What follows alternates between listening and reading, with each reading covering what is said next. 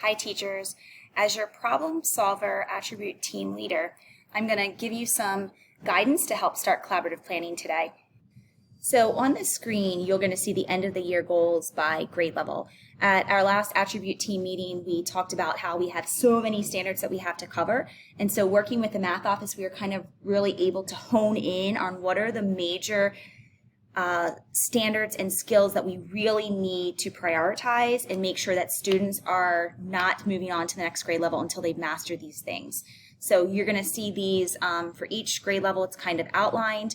You can also find this information on the attribute Padlet under the 9/23/2021 date. All of these will also be listed there as well.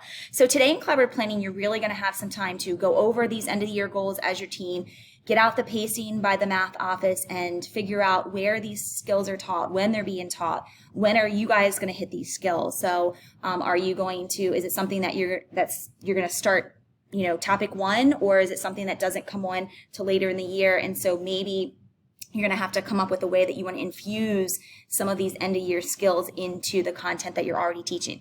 Or perhaps like third grade, their skill and a big thing that they have to work on actually really isn't even in their curriculum. It's from second grade. So they're going to need to talk about, how are they going to continue to hit that so those students don't forget. So a couple ideas that we came up with as the attribute team is you can use part 3 of the lesson. Remember, we have extra days built in, so you have extra time to really hit some of these skills that we want students to master before moving on. We also can utilize that Foursquare. So anything that we don't want the students to forget, we can just keep hitting it over and over and over again in that Foursquare for that retrieval practice. And finally, after your team does that, the last thing that we're going to ask you to do today is to pick your first focus for CFIP. What does your team want to focus on for your first round of CFIP? And then you're going to make some next steps and make a plan before leaving today. So think about what you want to get out of collaborative planning.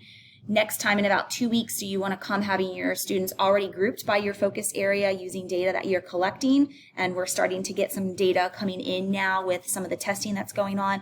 Or is your team going to spend the next collaborative planning grouping students? So as a team, you decide how you want to use that next CFIP time, whether you want to spend most of your time planning and really coming up with strategies to help meet those students that are not meeting or students that we need to enrich. Or do you want to spend more of your time looking at that data and actually grouping the students together? If you have any questions, feel free to reach out to myself or Danielle, and we will be happy to answer your question. And if we don't have an answer, then we'll take it back to our attribute team and we will get you an answer. Have a great day.